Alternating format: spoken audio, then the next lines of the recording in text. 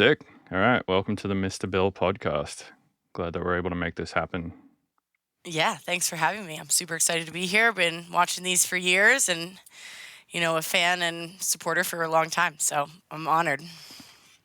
Fuck yeah. So for people who don't know who you are, maybe we could start off with you sort of describing who you are, what your journey has been, what you do now, etc. Yeah, absolutely. So the journey started way back in about 2011 when I took over managing a record label called Street Ritual. Really West Coast bass focused Burning Man style music. And I had another collaborator on that at the time. A few years went by, and I kind of took over the business, started running a booking agency out of it for many years, and was very involved in kind of the West Coast and Burning Man production world. So curating and booking stages at and working artist relations at festivals like Symbiosis, Lightning in a Bottle. I did Boom Festival 3 years. So Earth Frequency in Australia, really been all over the world with psychedelic bass music, and started my DJ project from there, which was called spacegeishA, and that really came from honestly my playa name that I got given from managing and hosting and running a lot of things at our stage there. And yeah, that kind of launched me into I want to preface with I've always been like a selector and a curator. Like I in high school teamed up with my gym teacher to DJ the dance. Like I played sports through college. I was always making all the mixtapes. Like I was always very into music. I had an older brother who was kind of guiding me on that since I was young. So anyway, when I started my DJ project, it was more just about kind of like learning equipment and how to organize things. And I'm a Virgo. I love organizing, so DJing has been really fun for that way. And then, yeah, I had like, actually, you probably know them, but Shahar Tribone and Arthur Whitebear staying at my house one summer for a couple months. And we downloaded Ableton, and I just kind of got into it and started having fun with them.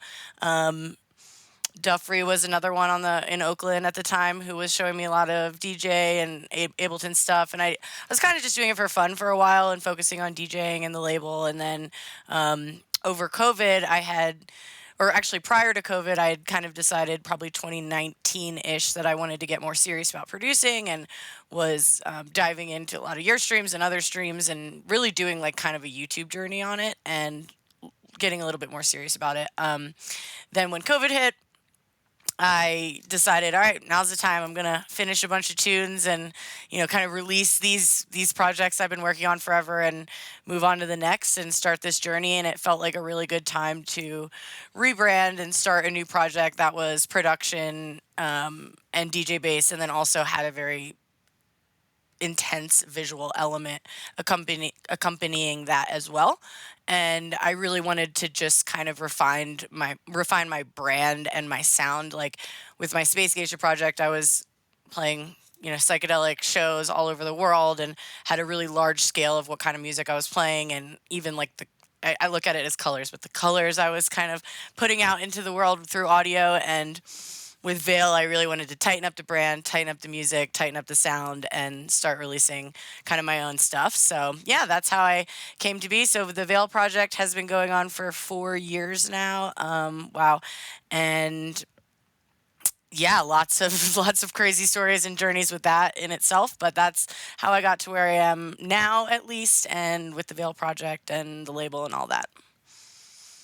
So you mentioned that you took over Street Ritual. I actually always had thought that you started it. So what was the story there? Because that label, I believe, had like quite a lot to do with quite a few artists sort of getting their start. Yeah, absolutely. And I mean, I'm glad you asked because a lot of people don't know this. This is still something I'm frequently telling people when I didn't name it Street Ritual. I wish I could take credit for that. I didn't. It was a great name. You probably know him, Noah No One, No Illusion. He started it in 2010. Um,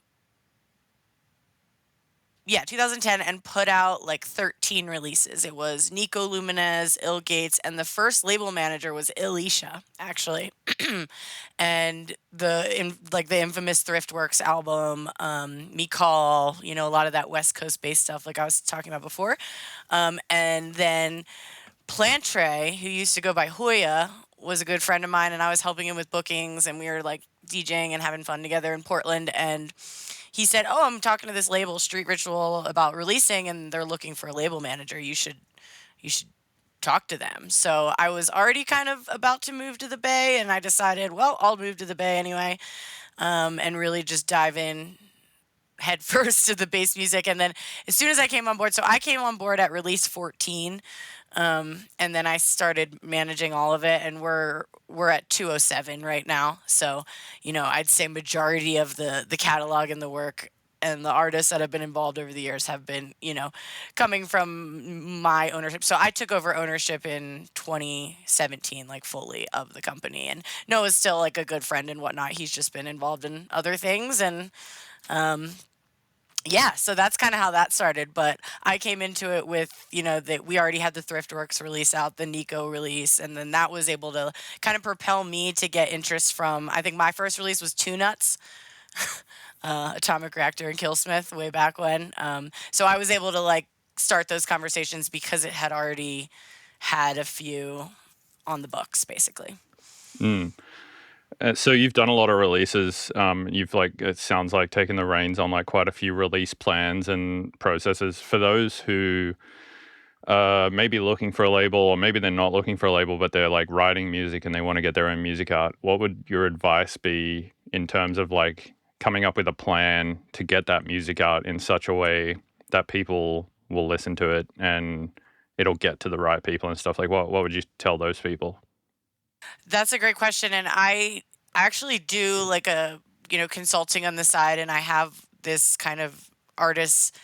uh, What I try to provide with, and the only reason I mention this is because I literally have these conversations a lot. I try to provide a service that if you don't have an agent or a manager, you can just kind of get a one-off, two-off conversation with someone who can give you that direction that you don't have access to. So I get a lot of artists that don't have any teams, that are like smaller up and coming artists that are just like, how do I put this out properly? And I give that advice, like the same advice across the board. Like, first of all, something I got from one of your podcasts a very long time ago that I still say is, you got to throw a lot of stuff at the wall, right? So you got to at some point release it and like just let it go. And I don't remember now whose podcast that was, but that you had it with. But yeah, so basically, like I think a lot of things, like be able to let go of the project to get it out into the world, is a big step of it. Like not overdoing it. I did that a lot for my first years in producing, where I'd work on tracks for like a year before I put it out. And like at some point you either have to like cut it off or move on to the next, or like lock in and finish it. So I think just getting to that point where you're like ready to release is really important. And then it's different for everyone, but for me, like I like to create a universe around each release. And I think this is a good way to describe it to other people too, even if you don't go as deep as I do with it. But what does the release feel like if you're listening to it? Where are you?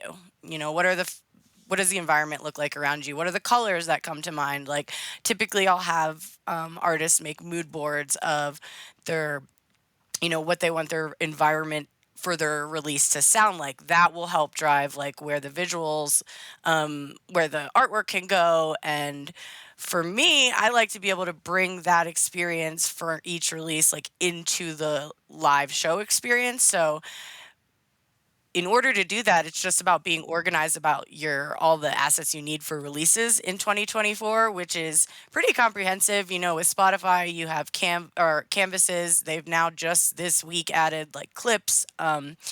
They have like the marquees, and there's so many different things you can hit, and so I think that can be overwhelming. But my advice is always hit as many as you can with every release, so that when people are, whether they're coming to your SoundCloud, they're going to your show, they're going to your Spotify, or they're maybe seeing you at a festival, they're still feeling and seeing kind of the same energy. That's like was always my goal with the Veil brand, and I feel like I've been able to execute that by like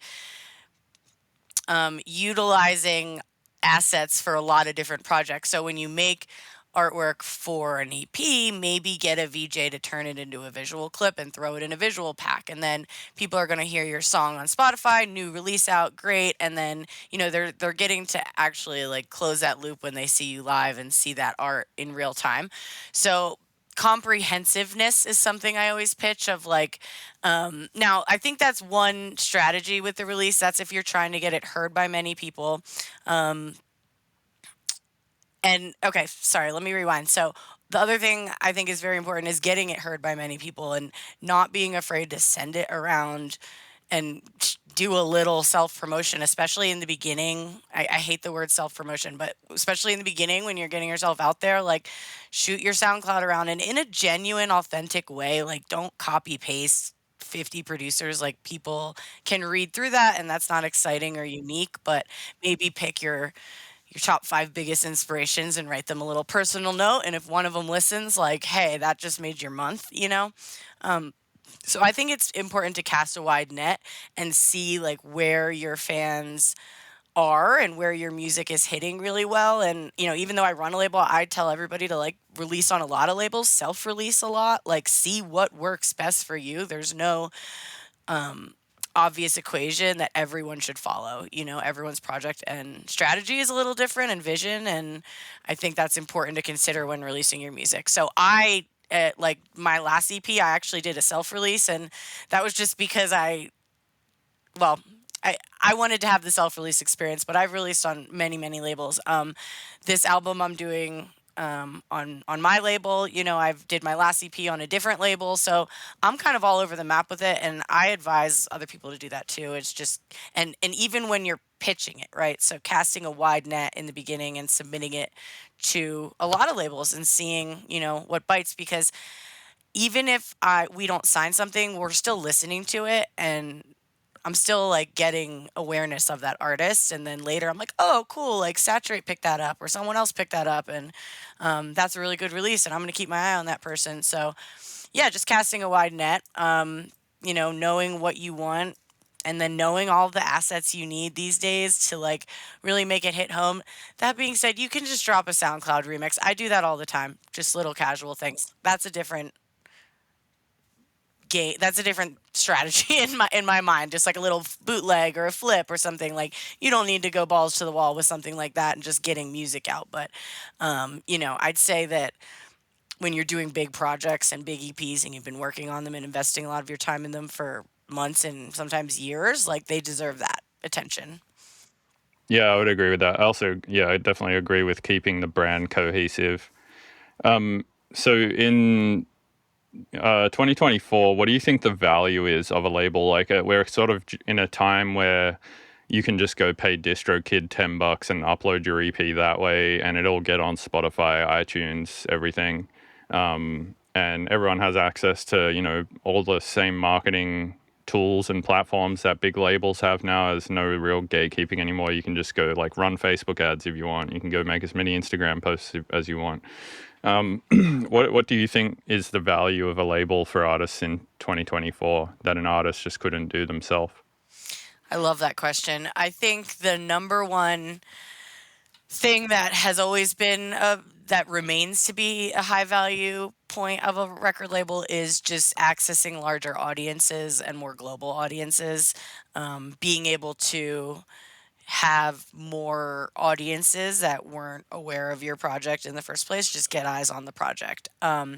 With Street Ritual, we've done that. Like I've gotten into that niche where like I love putting out releases and rinsing songs with like from like random, not random, but smaller artists from all over these small pockets of the world that are just kind of more random submissions, right? So I think that being able to elevate an artist, whether they're up and coming or established, into like a new trusted audience, is really powerful. And I say trusted because like that's how I look at labels. Like I, as a DJ who's create building every week, like it's just part of my regular routine to organize and look at things. And I look at my favorite labels, like especially right now, like 1985 overview. Like I'm getting a lot of critical stuff I really like I can get a promo from them and I know that like I'm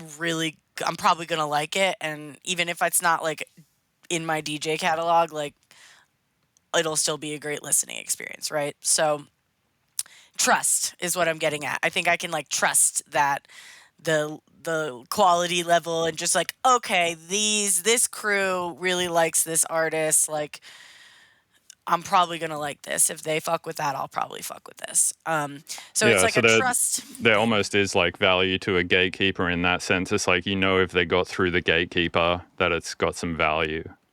Totally. And then I have like a third kind of like dystopian music industry perspective on this too, which I'll just touch on anyway. But it's like affiliation, and that's not like what I don't think. Yeah, I mean, my label doesn't do events, but I think with bigger labels, like the events, like if you're launching into that mainstream headliner level, like being able to be affiliated with a huge label that can put you on those stages in front of 10,000 people is invaluable. And I mean, you've been to all the best festivals, across the country, and some of them are label festivals, right? So and we see that with Deep Dark Dangerous, Deadbeats, like Wakan, like they're all labels that they book artists that mostly release with their label, but sometimes not. And I think that can be a really powerful thing, is just being able to, as a label of that size,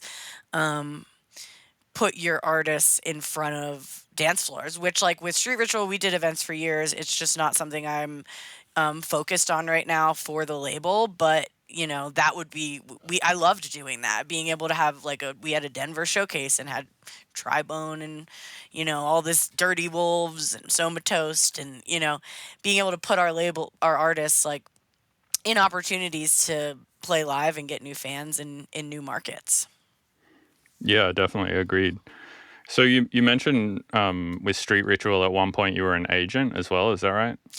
Yeah, yeah. It's like What is it's like a fever dream. Like, true? What? Yeah, no. what was that like? So we had you probably know this, her, but there was a woman that was already involved with Street Ritual. I kind of totally forgot about this until right now, but she had opened an agency portion of it and had, she was booking for like Thriftworks, Nico, Luminous, Mikal, Pumpkin, a big Mr. Rogers, a big group of that, Ill Gates, that kind of stuff. I don't remember if Ill Gates was on the agency ever, but and then um she needed help. So I came on, and my first three artists I signed were Duffrey, Biolumigen, and Dub Calling, who's, old Tahoe homie. And then we actually signed Charles the First, with and brought on this new agent from Tahoe, and she brought him. And then from there, it was like I had artists left and right hitting me up about, hey, can you do bookings for me? And I thought, okay, well, if I'm like getting Duffrey bookings and Space Geisha, I could throw Dirty Wolves and Somatos and Tribone on all these lists, and it just kind of exploded. So I did bookings for probably 2 years, and that was a lot of when I was doing like the festival production and like light touring with Space Geisha. And then Keisha, who I hired as an agent, came on to Street Ritual, and I basically had to decide like which direction am I going with this. And being an agent was really honestly stressful, and Yeah, I've heard this before. it was just, It yeah. seems like a job where you just have to kind of be on the phone all day, every day. You have to Yeah. constantly be going to events to like network with people, and yeah, it seems really stressful. I would not want to be an agent. Well, it's a job that you can do really well and still fail at, right? True. What do you mean by that? Like there's no guarantees. Like you're only going to make like your income and your success for your artist is dependent on other people. It's dependent on you getting other people to do what you want, which is book your artist, right? So it's like you could do really good at your job and reach out to 50 people and touch like 45 of the right people in that outreach, and you still might not get a booking. Like, and then, so it's Yeah, just really I feel like part frustrating. of the like sort of skill of an agent is picking up people early who you see potential in, and then they actually do reach that potential that you saw in them. It's like, yeah, you got to be like a good scout, it seems like, and yeah, see potential in a project, and then also like do the outreach and all that stuff, and then hopefully, ideally, your artists like get big enough to where, because I mean, the music industry, at least on the show side of things and the streaming side of things, really is just it's like a micro economy. It's like you're only worth as much as how many tickets you can sell in a market or whatever. And so if you can get like your, artist moving X amount of tickets because they have X amount of fans that want to pay X amount of money to go see them, then I think that helps a lot. But yeah, I mean, yeah, it seems stressful as fuck. I would not want Yeah, to do it that. is. And we got to the point where like we had so many artists that and we were starting to compete with like at the time I think it was Madison House was a big Denver agency and they were like plucking a lot of our bigger artists. Like we had Detox Unit for a while, he got plucked. Like we got a lot of our bigger artists were getting plucked and it was just like we either need to go like balls to the wall or we need to like throw in the towel on this and then we um basically merged with Submission Agency and Submission all of our agents artists at the time went to Submission with keishA. So that was probably like 2018, 2019. But yeah, so I've had my hands in a lot of different pots of this industry for sure. And I would say being an agent was probably one of my least favorite. And I work in sales on the side. So there's nothing more worse than that. And I'm still like, being an agent was worse than that. True. Yeah, actually, let's talk about that. So, we were chatting the other day, like pre doing this podcast, and I was like, and you mentioned you had a day job, and I was like, wait, what? Didn't you just play Red Rocks? And like, you played Red Rocks, you opened for Res, and like, yet you still have a day job, and that just it blows my mind. Still, I know that this is the case for a lot of people, but it still blows my mind every time I hear that because, like, I don't know, my vision of Red Rocks is like, I was You've made 15 it. watching, yeah, I was like watching an Incubus DVD when I was like, 15 years old of them playing at Red Rocks. They were like one of my favorite bands at the time. I was like, oh man, playing at that venue, that's like, you've made it for sure. But it's not the case. Like a lot of people play Red Rocks still have day jobs. Yeah. Yeah. I mean, I think it's the economy right now and the state of the music industry. When I first started Veil, I was touring very heavily and I didn't have a day job then. Like, let me say that. And I think it's just an ebb and flow. Like, I didn't have a day job for the last year and a half, and it was more like finances are so tight, the cash flow is really hard for artists in the music industry. It's like you're especially I got, I another update. I got dropped from my big fancy agency the day like right after I played Red Rocks. So like with bigger agencies, you don't get paid as frequently, like, and you don't get deposits anymore. Like I was getting no deposits, so everything's coming out of pocket. I always say if I was 22, I'd probably be like sitting pretty on on the veil income. But like at this point, I'm in my mid 30s. I'm 37, and I just like want to have a certain standard of life. And in order to do that, like right now, with having a day job, all I have to do is just wake up earlier. Like that's what I've concluded. I just wake up earlier, I work for several hours like on other projects that actually a lot of those projects are like forwarding my knowledge on how to run my own business better. And that's what I've really liked. And it's just giving me the comfortability to be able to invest the veil income back into the project instead of like paying my bills and feeding my animals and all these other things we have to do as adults. So so yeah, that's just, kind of where I'm at. And there's this really big DJ Toy, and she made this thing like a year ago how she was like, I didn't quit my day job until I was on paper like making more at my DJ at with my project than I was with my day job. And that like blew my mind to see an artist that big doing that, and it like inspired me. And yeah, it's also like taken the pressure off of Veil a little bit. Like I can breathe a little easier because it's not like, oh, how am I gonna, which bookings are coming up. Like it's just I can just the project can be itself more without this rush and financial urgency associated with it. Yeah, the decision I think to switch from doing like a job and music to doing music full time, I think has to meet like two requirements. One of which is that, yeah, you're making at least as much or more than your regular day job. And two, and the more important thing is that it's actually replicatable, which is hard to prove to yourself in the music industry because sometimes there's just quiet months where you make not a lot of money, and then there's other months where you make tons of money. It's like, yeah. No, and then in the quiet months, you're like, great, let me hunker down and make music. And then you're like, okay, well, now I want to release all this music. I need to, how am I going to pay for the mastering and the artwork and all the things I want to do Yeah, without throw a being on clipper on the tour? master. Like, It'll it's be fine. just, yeah, it's sad. I mean, trust me, it's not. Some days I'm like, hell yeah, day job right now because I'm getting paychecks, so I'm like happy. But other days, like when I was at Red Rocks the other night watching Ashnico, I shed a tear. I was like, how does a bitch that plays the stage have to do this?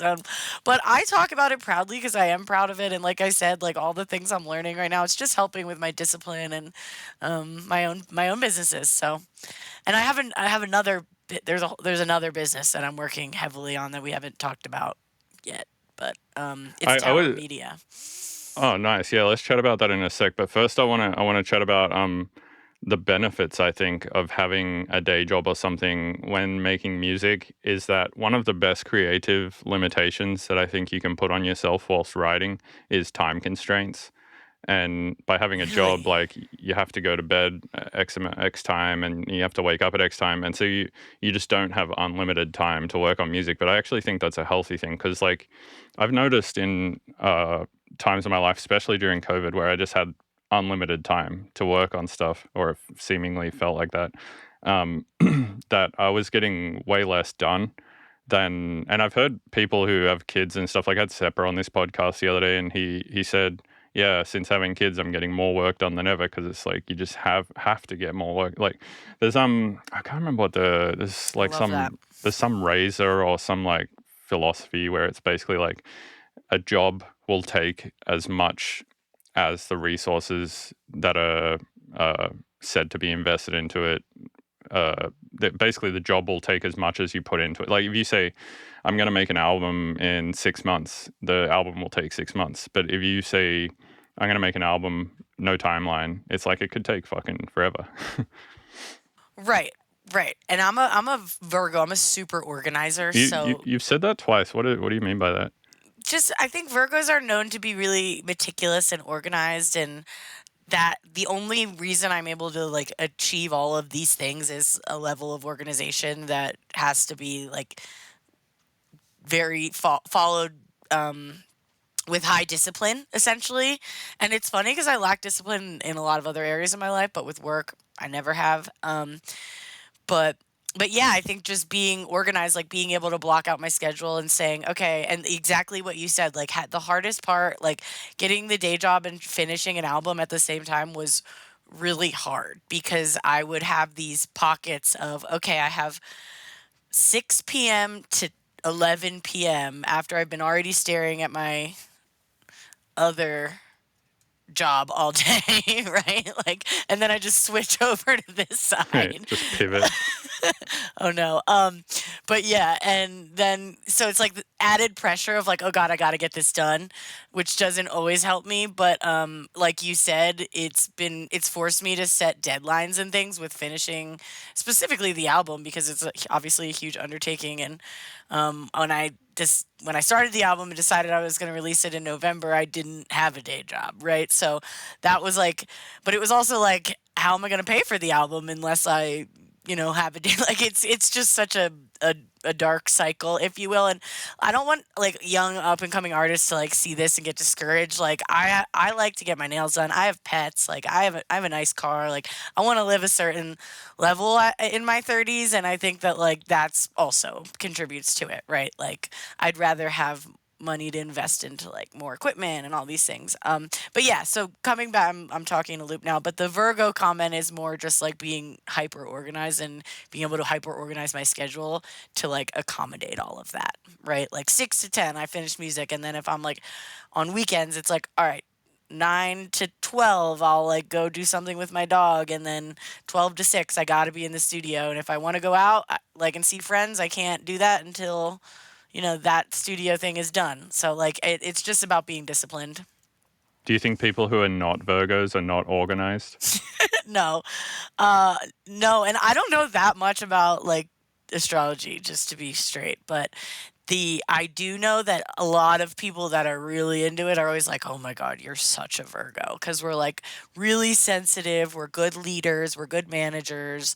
But like, I could see a dog on the side of the street and I'll start crying. Like, we're hypersensitive too and very empathetic. So, um, The or at best least that's what. argument I've ever heard for astrology was that like our bodies are made up of 90% water or something like that, and therefore uh, the moons and the planets like control the tides, and therefore depending on where those moons are when you're born can like affect certain shit because our bodies are 90% water and all the planets control the pull of the water.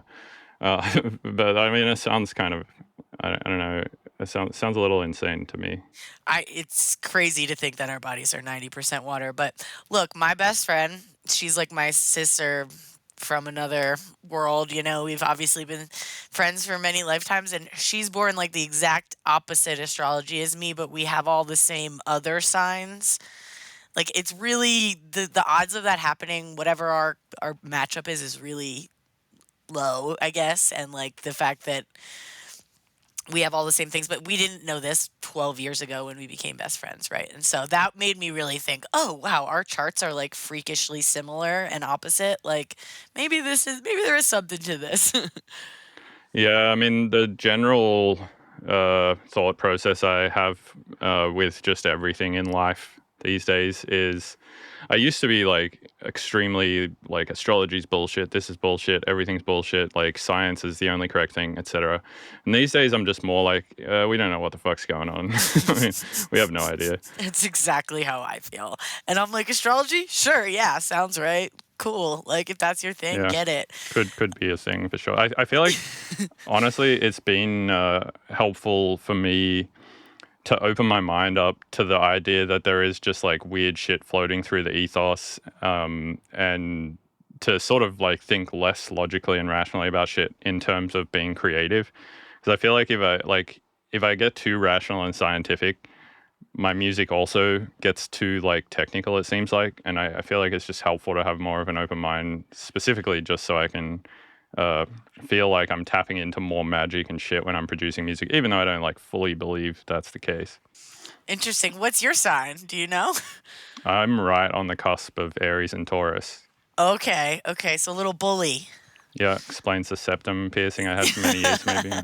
No, when I was in kindergarten, my report card said I was a bull in a china shop, and one of my things is a Taurus. So I've always been a little bullish. But True. yeah, that's cool. And I agree. I mean, my music is I wish I could get my music more technical sometimes, but I'm always writing these really deep, psychedelic, dark, things. And I think it's just like, I've accepted like this is how I express myself because I live in that magic world 90% of the time, except for when I have to clock in occasionally and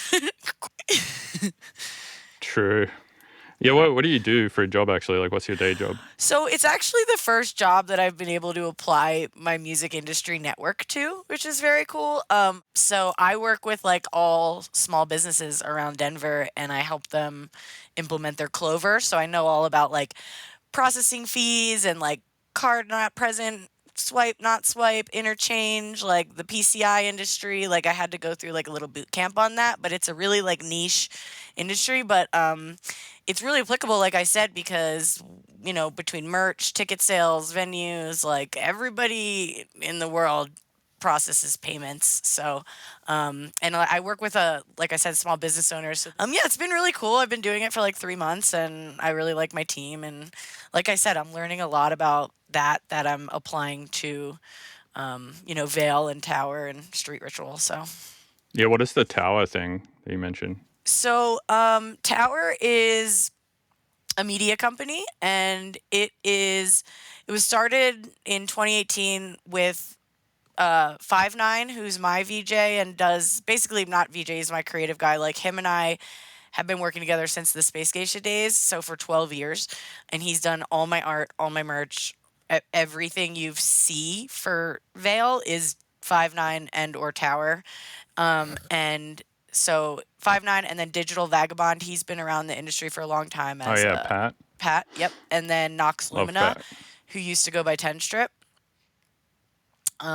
He's insane VJ and visual designer. So the three of them started Towr over COVID, and Vale's been pretty much their biggest, most consistent client since then. And I just was working with them on such a regular basis that I started to kind of get integrated. And then I was able to essentially land us a couple big opportunities. And I said, and they were like, great, well, or land Towr. And they were like, we need you to manage these. So I came on to Towr. I'm like admin and account and business manager essentially. So I funnel, all the requests and meetings and all that. But so we do a lot of the artwork for Rez's label, which is Hypnovision. We're doing the Of the Trees pop-up show, like producing it. We're bringing in like ukuleles and windpipe music for the merch pop-up and some weird installs like plants. And then we did our first biggest production that we did in Denver was DDD, Deep Dark Dangerous Mission Ballroom. So we did like the octopus stage, and then we did custom visuals all night basically. So Oh, so it's like a production company. yeah, so we're doing production, a lot of visuals, and like the reels you see for Vale and all the artwork, and they're producing my but they're slash me with them like producing my Meow Wolf show. But yeah, just like really high end visual experience, and that comes along with production. And we've all just been in, well, they've been in Denver for a lot longer than me, but we've all, we're all in Denver and have unlimited resources to a lot of things. So a lot of industry people will kind of come to us and be like, hey, how do I figure out how to do this? And we'll help them in Denver get it done, because we have a large network here. So that's been about like 10 hours a week, and it's mostly just me hanging out on Discord with them and having fun and shooting the shit and getting some things done. It brings me a lot of joy. I love doing working with them and that whole thing. But yeah, I started with them in January, so I'm coming up on a year of that. Nice. Yeah, production stuff is really fun. Actually, I got into it about at the start of this year, so almost a year ago, where I'm like doing all of my own sort of visual playback system stuff and running Ableton and Resolume together on a single computer. And I find it to be like, actually really fun, and a good sort of complementary balance between just writing music is also like, creating visual sequences and stuff. That's so cool. You must have a serious beefy computer to run both of those. Yeah, I got so in the studio I got like an actual 4090, like the big one, and then to run it live I just have a Sega notebook, and that has a 4090 in it, but like a 4090 in a laptop is not the same as a 4090 in a desktop. That's what we have for Towr. We have the Sega 4090 laptop. Yeah, that's what I run my shows off as well. Yeah, it seems fine. I mean, I haven't had an issue with it yet, so touch wood. Yeah, that's cool. That's cool. It definitely like is really, a fan gets really loud when we're pumping things. But yeah, I have a PC I built over COVID. I don't know a ton about it. I did build it myself, but I'm like, I know I got a lot of processing power and not that great of a graphics card. But nice. Yeah, I mean, if you're not doing Resolume or Touch Designer or something, you really don't need that much more. No, I just watched the guys do that in Discord every day, and we've been getting real deep in Unreal Engine, and that's been really fun. Oh, Unreal's crazy. Yeah, and we just actually bought a 3D printer. So last night I was over there and we 3D printed my first thing. Little Gengar. Yeah. So we like to nerd out. It's like our nerd out company. It's really fun. Yeah, one thing I've heard Unreal is really good for, and I don't know, I haven't really gotten into it yet, is it's like good for building previs environments. And for those who don't know what that is, a previs environment is like you basically rebuild the venue and the stage inside Unreal, and then you port like Resolume's video content into what is basically a model of a LED wall or LED array of whatever kind you have.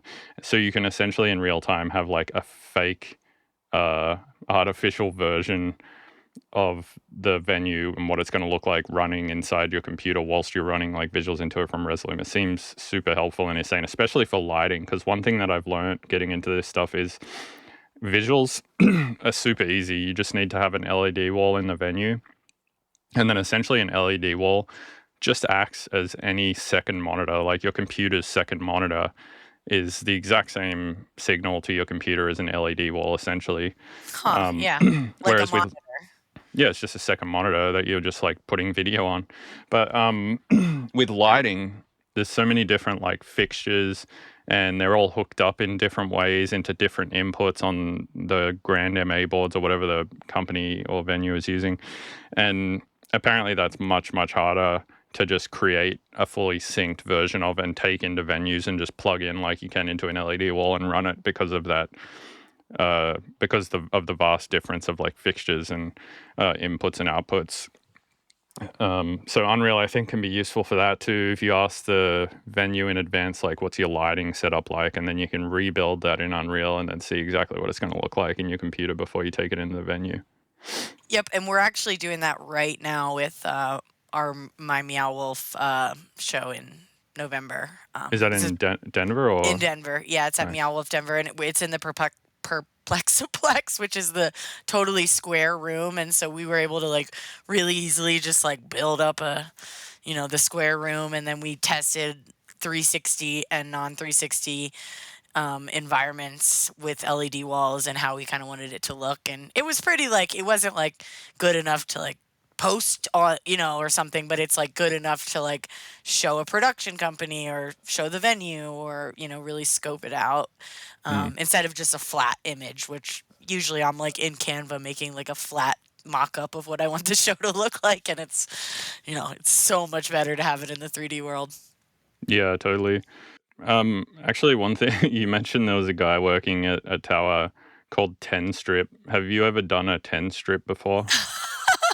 um, Even in my days where I did a lot of L, I don't think I ever did a 10 strip. No, I was always like a lightweight. Like, I think that I probably did a 10 strip like over the course of like a 3-day weekend, where it would be like the first day I might like a festival, like might do one, next day maybe you're doing 2 or 3, maybe the next day you eat 5. Like I think I've done it in that with very little sleep in between, but I've never actually popped full 10 in my mouth.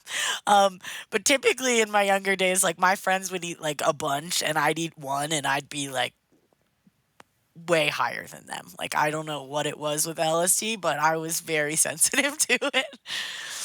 Yeah, I've never understood people that feel the need to take a 10 strip. It seems excessive. Well, and it's like my best friend, like she can just eat a lot of acid and it just doesn't affect her the same way. It's everyone's different. Like, but yeah, that I had many of years of that. I don't really dabble into that as much anymore. If I were to, I'd be like, take me to the woods, like let's go build a fire and stare at the moon. Like I do not want to be doing that kind of. I don't want to be having that kind of experience at bass shows at all anymore. Yeah, I mean, I feel like bass shows these days are not as conducive to having that experience in as they were 15 years ago, 10 years ago. They've Yeah, gotten like a lot more like heavy and a lot more like standardized. Back in the day, they were more like psychedelic and weird, I feel like. yeah, like the West Coast. Like I mean, I just came up on the West Coast, so I think of the Enchanted Forest, Lucidity, like all that really heady stuff, for lack of a better word. And yeah, I think it's just also comes with age and the way that my positioning has shifted within the industry too. Like, um, I don't. It's not like I don't go to the bass music shows to like find myself anymore. Like I found myself. I can go find myself in the woods if I need to. But don't get me wrong. I love having fun and dancing. And I think the last time I did L was at Tipper Sonic Bloom 2022, and it was like Seppa, Reslang, Tipper with like 3 really good VJs back to back, and that was really proper. It was the first time Nice. I'd done it since pre-COVID, so yeah, it was really good. But I probably did one little baby hit and was like, ah. What is your philosophy on success? Like, what does success mean to you now? Oh gosh, that's another good question. I think success to me means just being able to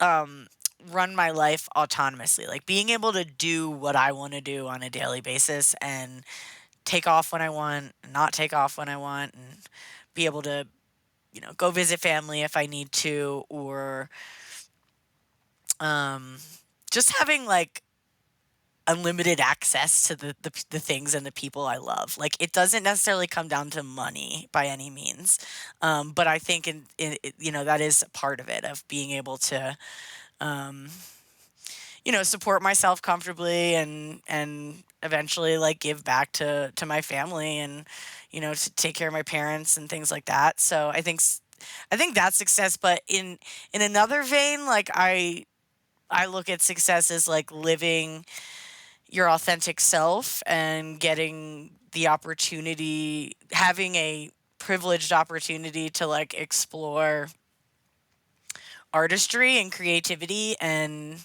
see that come to life, and that vision, like artists being able to express their art, like whether it's silently or publicly, like that's successful to me too. Just being, living your true self, I guess. And I would say I'm pretty successful, but I'm not like where I want to be by any means. Like, and that's what a lot of very highly successful people say, because they never feel like they're successful, so they just keep going. Which is Or probably also why they're successful, right? It's yeah, because that's what my they therapist says at least. yeah, they keep pushing and pushing and pushing, even though they've got like more than enough money to sustain 3 lifetimes or whatever. Yeah, no, totally, totally. And like I said, it's not always about money, but it comes down to access. Like I just had a niece, like, or I didn't have a niece. My brother and my sister-in-law had a baby. I have a niece now. Being able to go visit her, and having enough financial stability to do that, that looks like success to me. Like seeing my art like hit Spotify, like that feels like success. Being on stage, I mean, I don't know if you feel this way, but being on stage is such a visceral experience, and it always brings me back to my core of like who I am, and I'm always so certain of my path.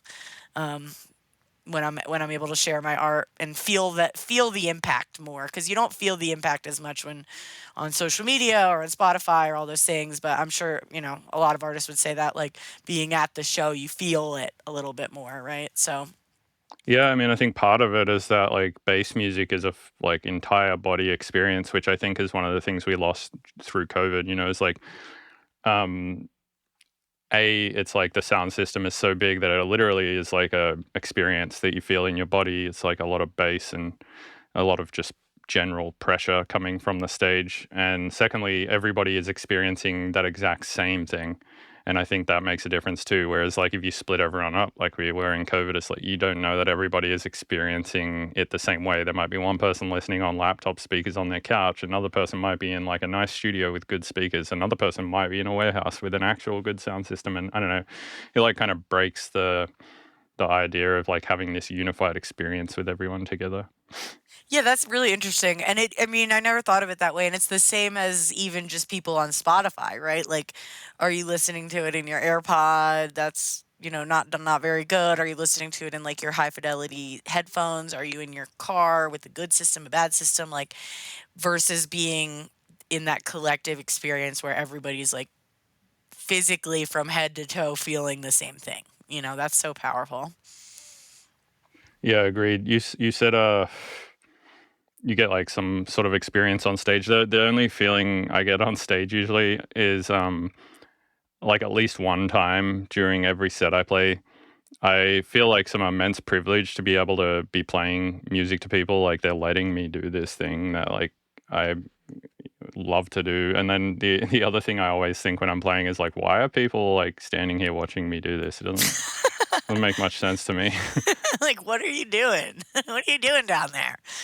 No, that's funny. Yeah, I feel immense gratitude and privilege. I think even just like the percentage of,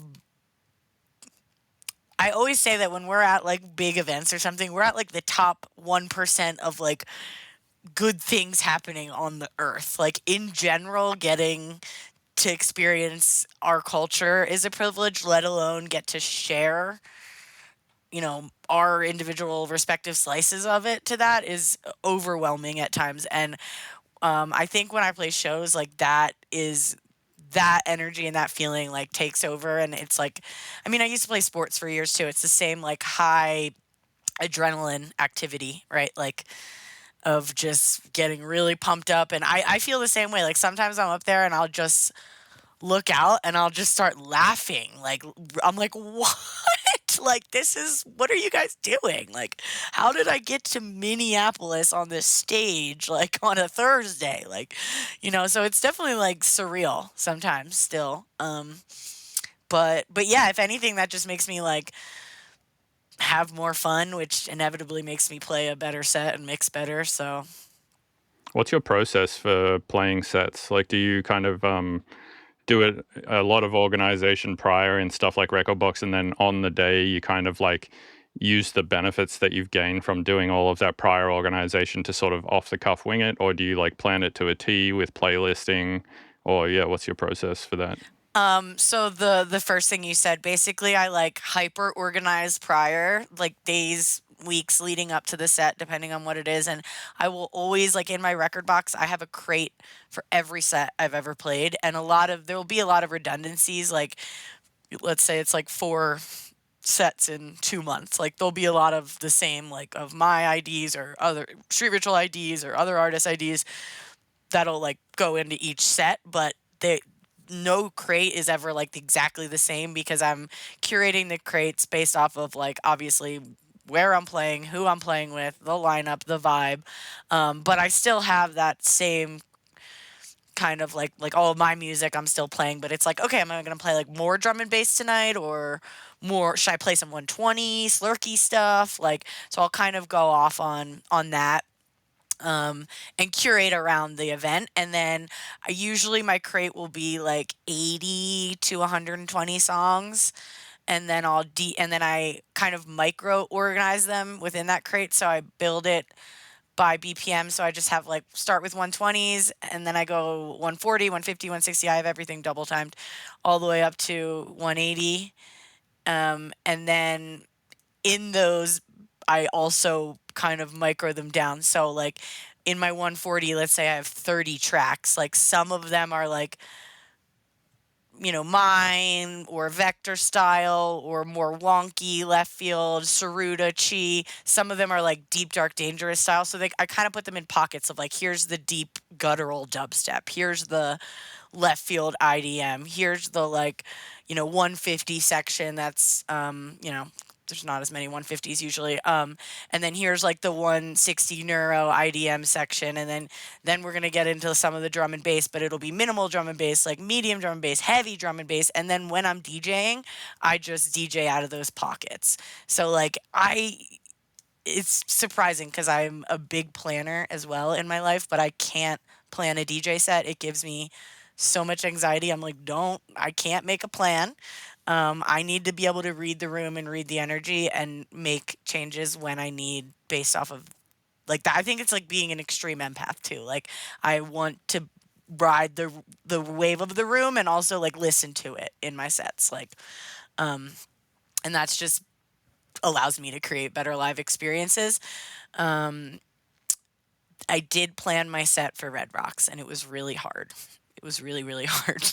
And but me and my VJ had synced every we basically like pillared like, okay, I'm gonna open with an album track and then 10 like we pillared the album tracks throughout the set and then we had those synced with the album visuals. So like that was the strategy behind it at least. And he's like I know a lot of headliners will do that, but it's just something that like I'm like I don't think I told my VJ and he hates it. I'm like I don't think I can ever just plan sets because like, we're gonna need to be able to ride this live because that's what will you'll get the best from that. Yeah, fair. So what do you hope that your artistic legacy or just your legacy in general will be within the bass music community? Like, how do you hope people will remember you? Just as a nice like collaborator and friendly like open person. Like yes, I want them to remember like my filthy nasty like bass design and like my cool trippy visuals and all those things, yes, but like more importantly, like I get a lot of people that will meet me and they'll say, "Oh my gosh, your page is so scary, but you're like really silly and bubbly and like funny." And I think like Instagram sometimes, like, my brand doesn't exactly match up with my personality, right? And that's why it's a brand and it's not my personality. Like, so it's for me, it's more important to remember like people, like I want people to remember like experiences I've had with them or music I've shown them or dance floor moments that they've had. Um, so positive things that they've had associated with me, not necessarily just like this is my favorite song ever or this was my favorite like album cover ever or whatever it is. I want it to be more of a like a live thing. Like that was one of the best sets I ever heard in my life, or that was one of the most thoughtful conversations I ever had, or and I honestly I talked to fucking everyone, and people will always be like, "Oh yeah, me and you talked like 3 years ago at Wakan for like 30 minutes, and you looked at my logo and told me to change that one thing," and I'm like, "Oh yeah, sounds like what I did 3 years ago backstage." Like, I don't know. The older I get and the longer I've been in this scene, like I've noticed what impact it has to or not integrate to communicate, create dialogue, to be involved with with the people that are on the dance floor and around you, whether it's in your inbox or at a festival or random DMs. Like I have a rule where like if I'll answer any random DM to a point. I definitely get a lot of creepy weird shit that I just hide. I'm sure everyone does, but um like that's always been my goal. Like I'm never if somebody could take the time to like message me about my art, like I'm gonna find the time to respond, and Wait, so that's what's just the creepy weird shit that you get? This I might be mean what like related to being a woman more so oh than yeah, I mean there's been a couple guys. There was the pool boy. I pool tell my boy. friends What's about this? them because I'm like, if I ever get murdered, check this guy, check this page, like go to my restricted. um no, there was like yeah, he just said he wanted to be my pool boy, and like at first it was like they're like it gets like okay, they're commenting on every single thing, they're heart emojiing, like it's just that, and then you might like not shut it down, like I'll be like, oh, smiley face or something because I respond to every message, and then it gets over the top. And then there's been a couple people I've actually never, knock on wood, gotten like really lewd stuff, but it's more random weird shit. Like I've gotten pictures of guns. I've gotten a lot of pictures of like weed and mushrooms. I think people think that that's cool and that they can show that off or something. I don't know. But I definitely have a pretty healthy restricted list at this point and I think it's like I said, it's like I give them some nice responses in the beginning and then it opens the door for creepiness and then I just stop answering. Damn, yeah. Yeah, luckily I don't get that much of that stuff. I think like the worst I get is like sometimes an occasional hater or something that for months at a time will be just commenting shit on my stuff, saying like, "Oh, another L for Bill," or just random shit like that, and Yeah, but I I'll think just that just comes with the territory. Like I think no matter who you are and what you're doing, somebody's not going to like it.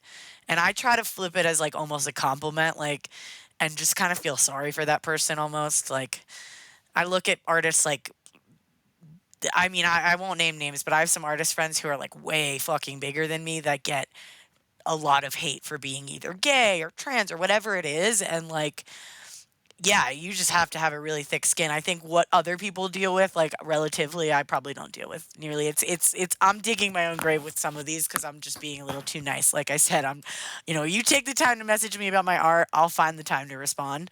But then sometimes, you got to cut it off real fast. So. fair. Well, this is a weird place to leave it, but I appreciate you coming on the podcast. And where can people find you to hopefully um, not send you hate? yeah, no, don't send me any hate or pictures of jars of mushrooms or anything. Just send me beats or something else. But so I'm on SoundCloud. I have like I always tell people this, but I've been a DJ for 10 plus years. I have 10 years of DJ mixes on my SoundCloud of all styles. I kept a lot of the old Space Geisha stuff up there. So I love when people, if you're looking for mixes and like things to work out to and all that, like go to there. Obviously, go to my Spotify for you can hear my, my whole. I have a character in my world named Ozzel, and it started with the Surveillance EP and then Mentalics, and now the story goes on with my album. So, going to Spotify, you can listen to all of those in a row. I mean, you can on SoundCloud too, but and kind of dig into that story. And I'm actually going to be putting out like this little lore board comic book this week just to kind of outline that a little better for everyone. And yeah, hit me up on Instagram. I'll answer. And I do my best to like listen to stuff when people send me stuff. When I have chilling weeks, I try to be nice and listen to DMs and all that. But yeah, that's probably the best place. I'm always on Discord. I got a Discord channel. You can always get me on Discord. Probably on Discord too much. I sometimes, when I get a little wild hair, will go like do some live Discord streams when I'm gaming and I twitched for a while, like gaming and stuff, but it was very, very, very casual. So now I kind of just do that in Discord with homies. So feel free to join the Discord if you ever want to kick it, play some games, or work on beats and things like that. So. Hell yeah. All right. Well, I appreciate you coming on. Yeah, really appreciate you having me. Thanks for a decade of inspiration, Bill. Really appreciate you.